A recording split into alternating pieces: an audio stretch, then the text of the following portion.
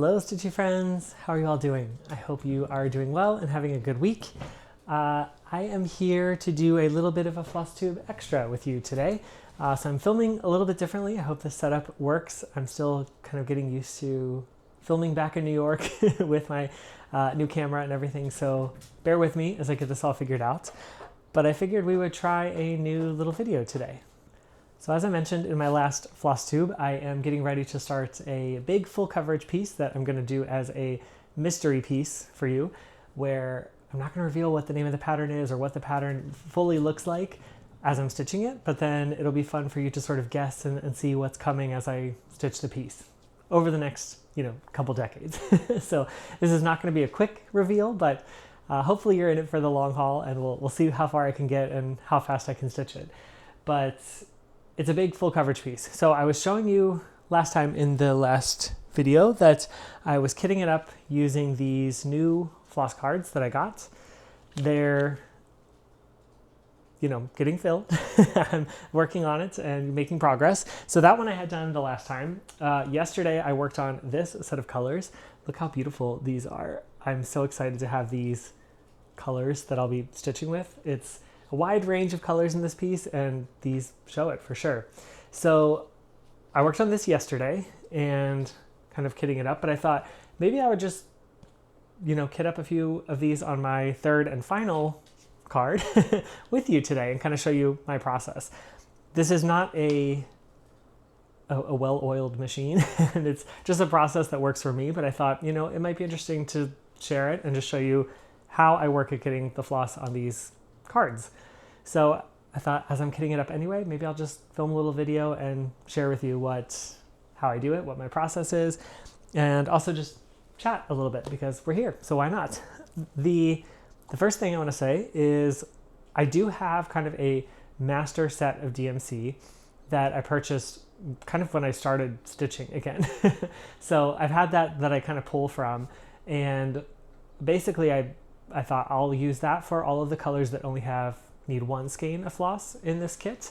And then anything that needed more than one, two or more, I ordered specifically. This time I ordered through Michael's, but ordered the floss so I could have the same dye lot, basically.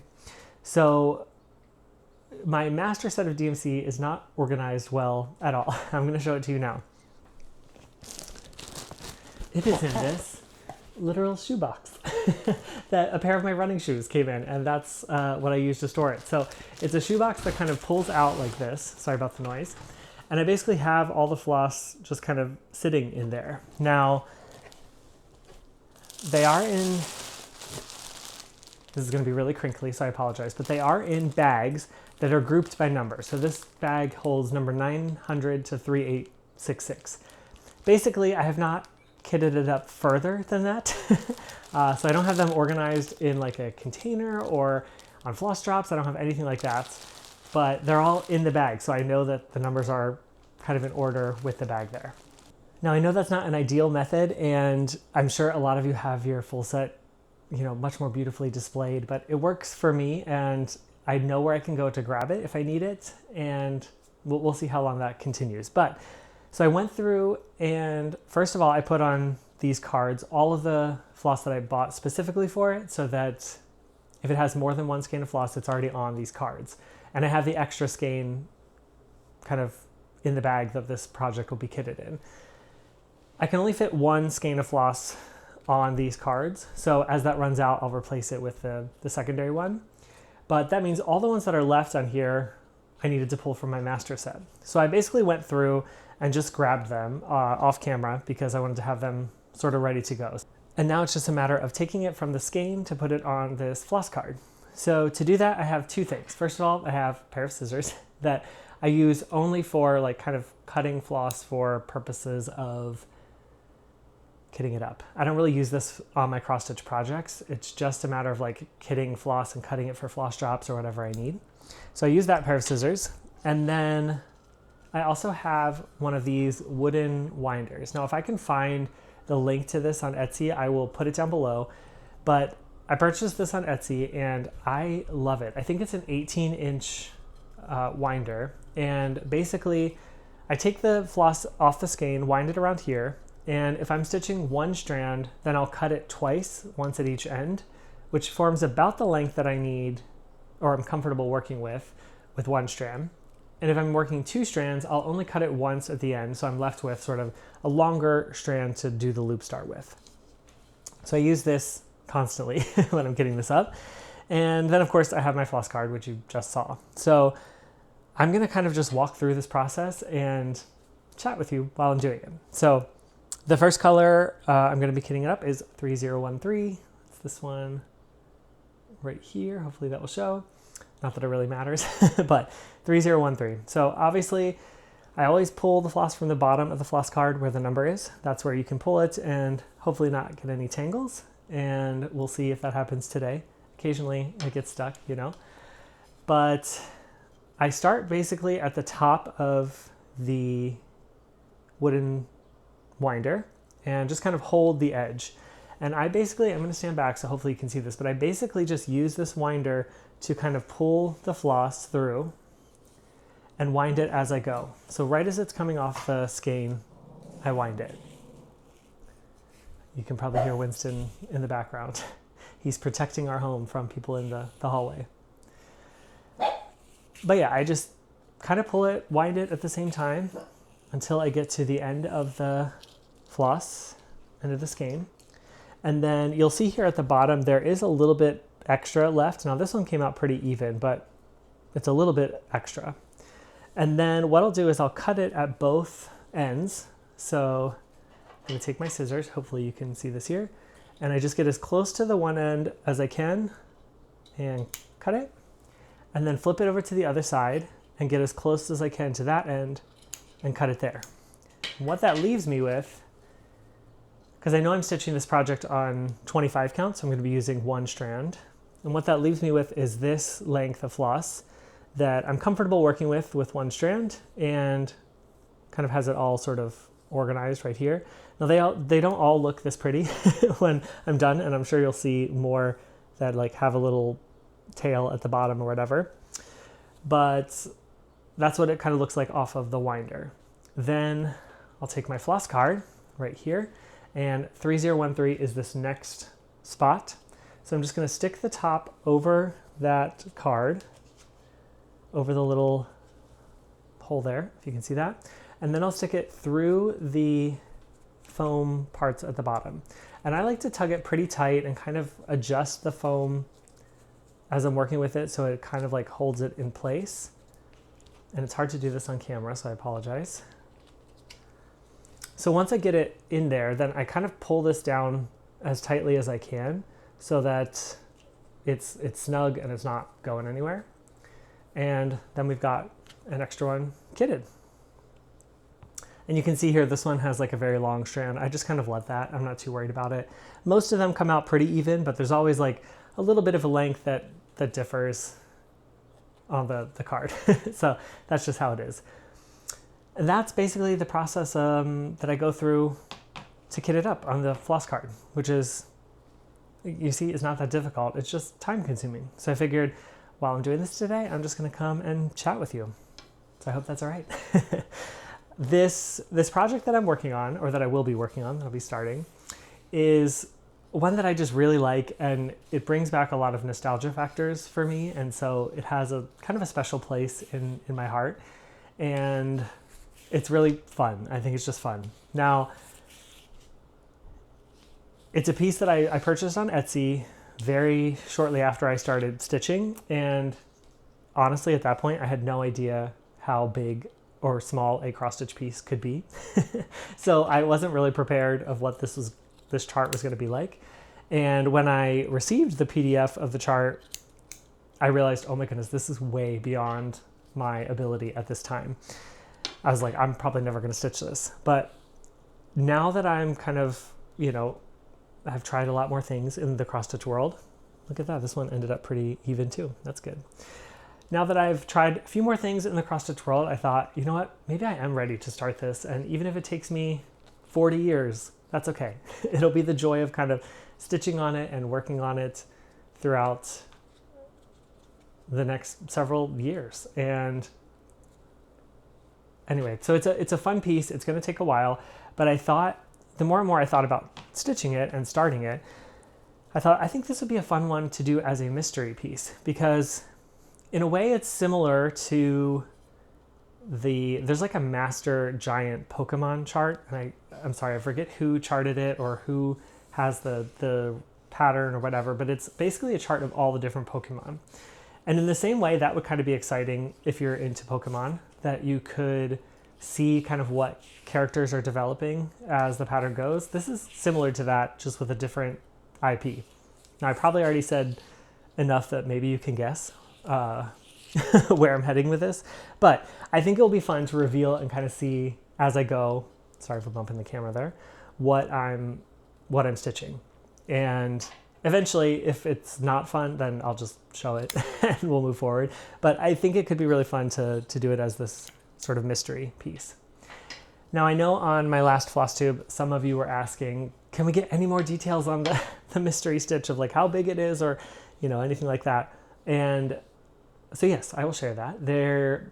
It's a gigantic piece. I think it's only slightly smaller than my Amy Stewart piece that is the Marvelous Circus, and that's, you know, max color, supersize from Heaven and Earth Design. So it's only slightly smaller than that. This one is 710 wide by 999 high. So basically 1,000 stitches high. Whew, that sounds intimidating just as I think about it. But again, like I said, I think I'm just going to enjoy stitching on this piece, enjoy seeing things revealed as they come, and each little step along the way will just hopefully be fun and enjoyable. And even if I never finish this piece, hopefully the process of it will be fun and exciting for me to continue. So that's the size of it. I'm planning on stitching it on 25 counts, 1/1, full cross. And so I'm using 1 strand of floss, as I said. And the chart tells me that on a 25 count, it will be 28.4 inches wide by 40 inches high. So that's a gigantic chart. Now, I'm lucky because a while ago, I bought a couple things from my friend who lives in the Philippines. He opened a cross stitch shop online, and I wanted to support him, so I ordered a few things. And one of the things I ordered was a giant piece of 25 count gridded fabric. Now, I had no idea at the time what I would actually be stitching with it, but I have it here in my stash. And when I got back from Florida, the first thing I did was sort of look at, sorry, I'm not even showing you what I'm doing, was sort of look at the size of that and make sure it was big enough. And I think it is. I think I'll have about 3 inches in one direction and maybe like 2.5 inches on the other direction. But a fat half is, or whatever size that is that I ordered, is basically the largest you can get. So I think it will kind of just fit on there. And that's perfect. That's good. So when I start this, I will be meticulously measuring to make sure I get it right where I start. But I have the fabric. So then I thought, you know what? I need to kit this up, because if I'm going to start it and I know it's going to be a big piece, then I want to have this fully kitted so that it makes the stitching process easier. And that's what I'm doing now. And you'll see sometimes, like this one, I get a little knot at the end of this. I don't know how well you can see this. Hopefully it's showing. But there's a knot here at the end. If it's just a little bit like this, I honestly just cut it off because it's going to be too difficult it's not going to be worth the time to untie that knot at the end, and it's not going to save me that much floss anyway. So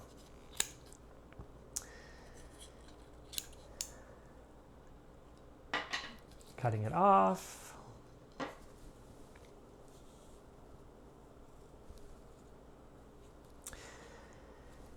Yeah, so that is the process that I'm in now, is just kind of kitting it up and getting it ready to go. I also don't have sort of a rotation plan for this or anything that I'm specifically calling to stitch on this in a certain amount of time. It's just going to be kind of a fun stitch for me. Now, I do also hope with this piece to do some more kind of stitch with me type videos. Maybe some where it's just the sound of me stitching, maybe some where it is me talking through them. Sorry, I can't talk and wind at the same time, apparently. It's harder than you think. But that way you can kind of join me on the process and not just sort of seeing the results, but also kind of stitching along with me and just kind of seeing how I stitch a full coverage and go through the different methods, kind of things like that. By no means am I an expert at this at all. There are so many channels that stitch full coverage pieces and have, wonderful tutorial videos. I'm just going to show what I do because I think it's interesting to see how each person does it a little bit differently, stitches a little different, and even kits up their project a little bit different. I'm sure not everyone kits up a piece like the same way I am, which is totally fine. There's not one way, there's no cross-stitch police. We all love and know that saying. But hopefully I can be like semi-consistent with working on this piece. I don't know if eventually, once I'm done with Saga, if this will sort of take the place of Saga in trying to get a number of stitches completed each week, because, and that's still probably like a year and a half down the road because Saga is not close to being finished, but I'm already thinking of a replacement piece. And I think this could be one that might work for that, just so I get consistent progress on it and kind of keep working through it. But I think also if I'm filming videos with it, it might help me be a little bit more consistent and focus on it, because I'll get to spend time with you and stitch on the project at the same time, which is a win-win for me and for you. You will see here that you're getting a different angle of my studio here in New York. And I've mentioned before, this is not a large space. I do not have a lot of space here in the studio. So you're kind of seeing my desk there, and my bed is right behind me, and this is the only room I have. It's just a one-room studio. Now, of course, my bathroom is over there, but that's it. It's just a very tiny space. You will see also behind me the yellow bookshelf right over there. That is where, you can kind of see it there. That's basically where I keep all of my stitching supplies, other than my flosses that go under the bed, because that's easier to access from there. But that's basically my entire stash. And the one thing you'll see is shelves right here, shelves of kits. When I got back into stitching, I was sort of like so into kits, and I still am. I mean, I just started, 2 kits while I was in Florida, Marezhka and Mr. and Mrs. Claus. But I love kits. I love having everything sort of ready to go. I love the detail and designs that kits have these days, and they're just a lot of fun for me. So when I first got back into cross stitch, I bought a lot of kits on eBay and places that I could find them. So I have a big stash of kits. I don't need any more kits. And maybe someday I will go through those and share what I have. It probably would take a while because you can see them all sitting back there. But yeah, that's where I keep them, in this space. And I think having a small space like this lately has kind of reminded me, you don't have room for more things. You have plenty to stitch, and let's kind of focus on what I've got at the moment. So, but yeah, this is my new space, not new space, but this is my New York space.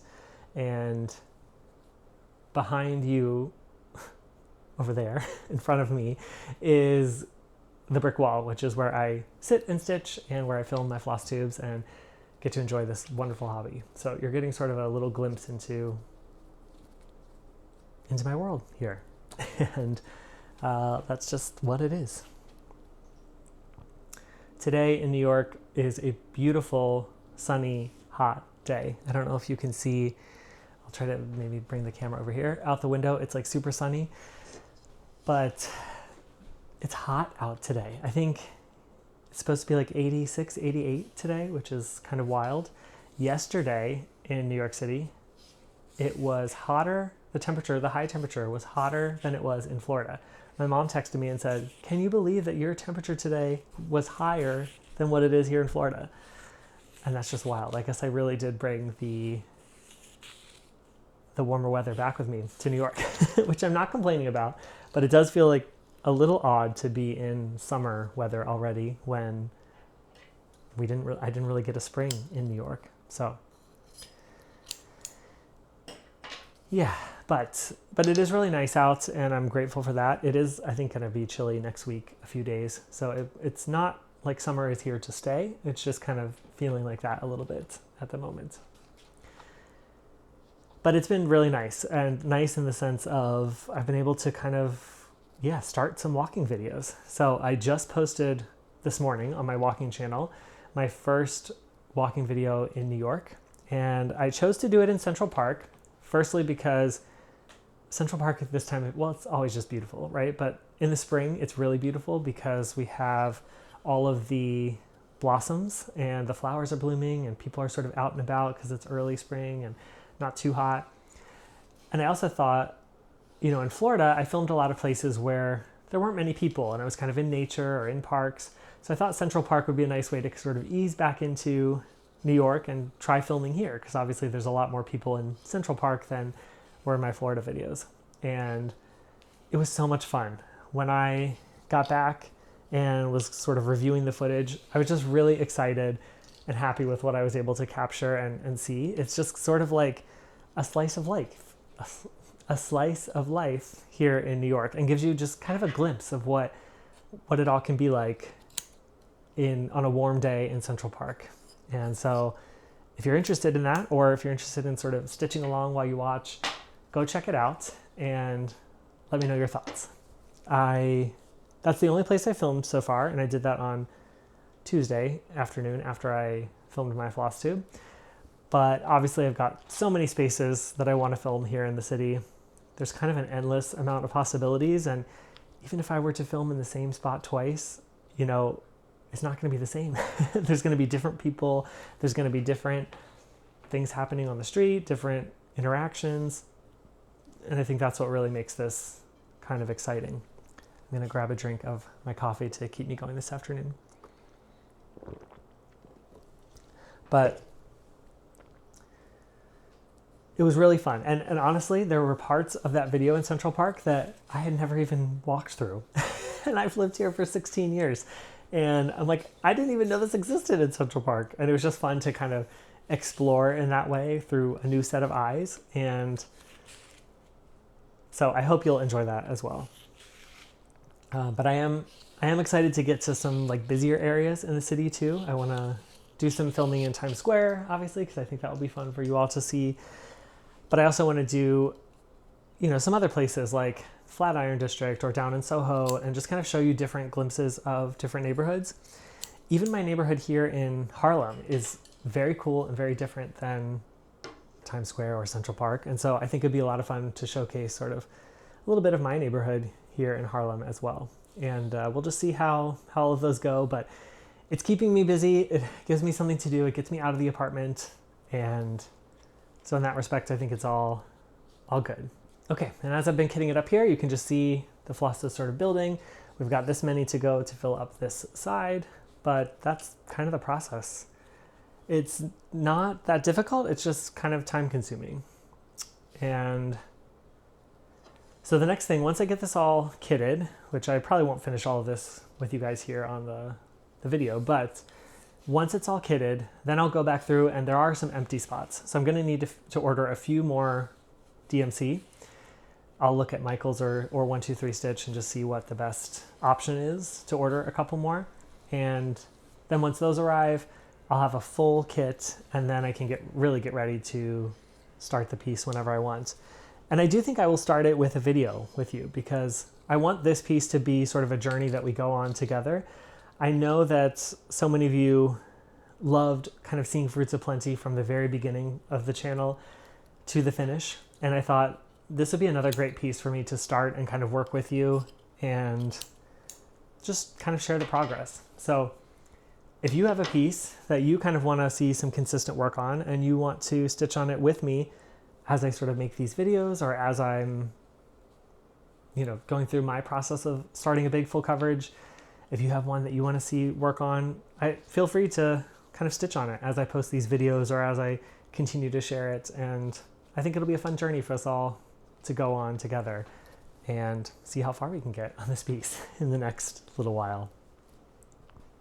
I know some of you have been asking, how is Winston adjusting to being back in New York? And I'm going to take a picture here and try to insert it into this video so you can kind of see his little spot. But he is tucked in his bed, just kind of taking a little nap with his duck, his favorite thing to do in the afternoon. We went for a long walk earlier this afternoon, so he's a little bit tired, but he is definitely adjusting to being back in the city. I will say the time that I think he misses Florida the most is in the evenings. And that's when we would sit down and be watching TV. My mom would be stitching, I'd be stitching, and he would sort of be able to hop between chairs. So he would sit on my lap for a while, then he'd jump over to where my dad was sitting, then he would jump over to where my mom was sitting, and he would just kind of rotate between us all evening. And since we've been back here, it's kind of like he's like, wait, is there nowhere else to go? Is there no one else's lap to sit on? Which is very funny to me. And I'm like, no, sorry, Winston, it's just me. You have to deal with just me.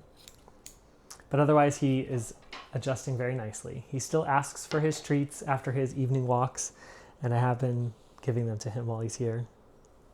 Not while he's here, but when we get back from his walks. So he is not missing out on that part for sure.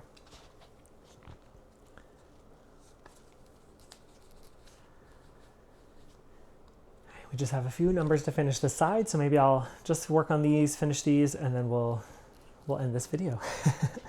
I don't know if this is exciting for you at all, or if this is enjoyable for you to just kind of join me on this, but I thought, you know what, I'm doing it anyway. I might as well share it with everyone, and feel free to ask questions if you have questions about what I'm using or what I'm doing, but yeah, and if you're stitching along to this video, definitely let me know what you're stitching on. What are you working on? I'd love to know. It's always fun to get to see and hear and, you know, explore new pieces through what you're stitching on too. I think someone said the other day, we just have so much to stitch and so little time. And boy, that is true. If I could stitch every hour of every day and not have to do anything else, not have to cook, not have to clean, I don't think I would still have enough time to stitch all the pieces I wanted. You can see from my stash behind me that would take forever for me to get completed. So starting a project is very special, and I want it to be very thoughtful, and at the same time, I want to be able to enjoy the pieces that I buy, right? Like if I purchase something and it just sits in stash forever, I'll never get to know even the smallest amount of joy of stitching on that piece. Whereas if I start it, at least there's a little bit of being able to work on it and experiencing the joy it can bring. Now, I'm not saying I'm going to just start all those kits back there, because I still want to be, I think that would overwhelm me, honestly. I still want to keep my whip count to a reasonable-ish number, but that's so hard when I just love large pieces, large kits, and I just want to start them all. And then they take years and years to complete, and my whip count just keeps growing and growing. But I feel okay about starting a few things right now, because I did just finish a bunch of pieces in Florida, even though I am starting pieces way larger than what I finished in Florida. So it doesn't really even out, but it kind of does in my head, I guess. I posted on my most recent Flosstube the orca pattern that I'm stitching, another full coverage piece. And I was so happy to hear that a lot of you loved the blue colors and the design of that. I think it'll be really fun to continue working on, and it was a great time for me to start it and just have some new things going. And I was excited that you were kind of happy to see it too. As I'm kitting up my project this way, I also would love to hear from you, how do you handle your full coverage pieces? I know a lot of people have sort of a master set of DMC that they just stitch from on full coverages, and I've heard that dye lot issues are not that critical in full coverage stitching, because there's so many different colors that you can kind of get away with dye lot changes, unless it's in like an area with a bunch of block stitching. But let me know how you kit yours up. Do you have a full set of DMC that you just stitch from? Do you kit up each individual full coverage piece? If so, do you put it on floss drops? Do you use floss bags? Do you kit it up like I'm doing on these foam floss cards? The thing that I'm finding that I really enjoy about these floss cards with the orca piece is because it has this little spot right in here, this foam piece right there, the where you can like stick a needle with your floss in it, what I found is that it actually kind of makes it easier to do confetti stitches because you don't need to rethread your needle each time. As long as you have a needle in each spot here, you can just kind of grab it, do that single stitch, and put it back. You don't have to worry about rewinding the floss or unwinding the floss. And I think in a way that makes it a little bit more manageable to do those single confetti stitches that inevitably appear in a full coverage piece.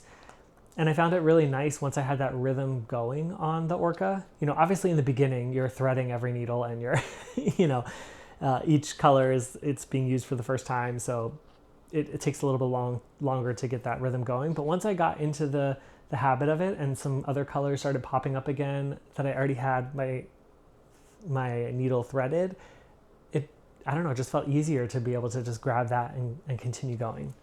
I don't know if that makes sense, but yeah, that was one thing that I really enjoyed about these floss cards so far. So hopefully I'll continue to enjoy that method because this is a gigantic piece. The only other full coverage I've started, well, you know, giant full coverage, is the Heaven and Earth Designs. And I purchased that years ago when they were still selling full kits. I don't think they sell full kits anymore. I could be wrong. Maybe they're going to bring it back. But I purchased the full kit. So it came on these like beautiful laminated floss drop cards and, you know, pre-cut floss and everything, which is really nice. And so that makes that piece enjoyable to stitch. And I didn't have to do any of the kitting up myself, which is great. So this is actually, well, other than the Orca, this is my first like kitting up of big full coverage pieces. And I've seen some people using these cards and thought, you know what, I'm going to try this for this full coverage and see how I like it. All right, we're getting close to the end here. We've got 3 more to go. I am missing this one, so I'll have to order that color, but 3 more to go on that side, and then I'll let you go.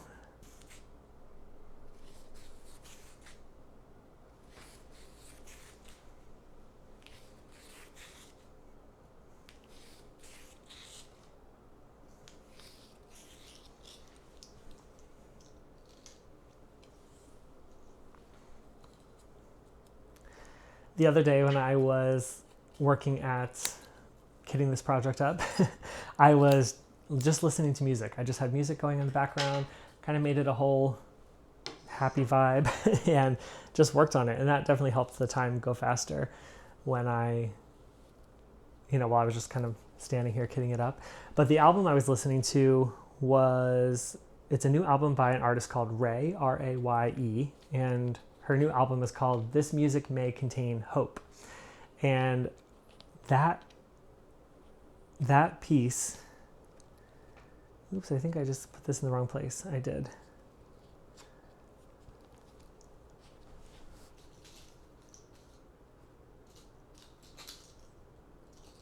I almost put that color in the wrong place. So good thing I caught that. Thank you for bearing with me. But the new album is called This Music May Contain Hope. And it's just been a really uplifting album for me to listen to and just kind of reminding me to not give up. There's a lot of songs on there about, overcoming hard times or just continuing through, not giving up, happier times ahead. And I just really enjoy the album, and it really just kind of puts me in a positive space, which is good to be in right now as I'm sort of figuring out what the next step in my life is and figuring out what's next for me. So highly recommend Raye. It's also an album that feels very cohesive in the sense of like, it's almost like a movie soundtrack. There are a lot of sort of jazz moments. There's a lot of orchestral moments, and it almost feels like sometimes you're listening to a movie score, or at times a Broadway show, at times like a dance pop album. And I just love that I just really enjoy the variety of songs on the album. The other thing I've been doing is watching 2 shows. I think it's on Amazon Prime. And the first one is I've been rewatching all of Downton Abbey because I have seen the first, couple of seasons 1, season 2, multiple times. And I always love it. But I haven't seen it the whole way through. So I haven't seen season 6. And So I thought, you know, now's the time. Well, I actually started it back in, I think, November or October. Thought now's the time to rewatch it, and kind of got sidetracked while I was in Florida. But now that I'm back here and I have a little bit more time where I can watch what I want, I have been going back through it. So I'm now just getting ready to start season 6, which is the final season. So I'm kind of excited to just go through that and stitch along with it. It's such a great show.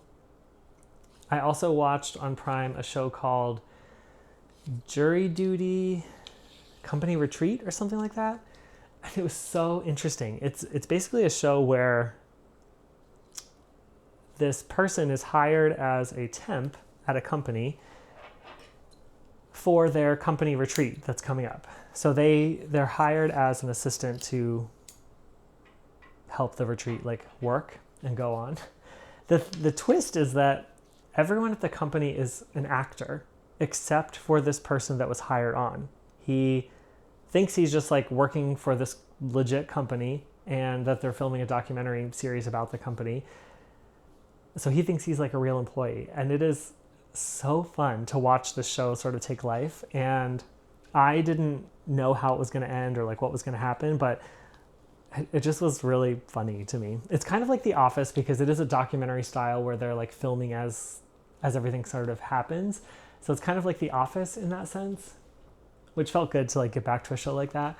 But I really enjoyed it. I thought it was fun. The characters were hilarious, and yeah, the reveal at the end was really cool. So, okay, here is this side of my floss card. So it's all kitted up now and ready to go, which is exciting. So thank you for spending a little bit of that time with me. I think on this floss card, I'm only missing one floss, which is great. So I'll have to order that one. And I've got about half of this one to go yet to complete it. So I'll finish that. I'll order the floss, and then hopefully soon we will start this mystery piece that I'm going to be stitching on. But thank you for joining me today. I hope this was helpful or at least entertaining while you stitched. Thank you so much for your support of this channel. I'm going to keep making videos and keep stitching and keep sharing it with you because I love doing it, and I love getting to interact with you and just enjoy this wonderful hobby that we have. So I hope you have a great day, and I will talk to you soon. Bye.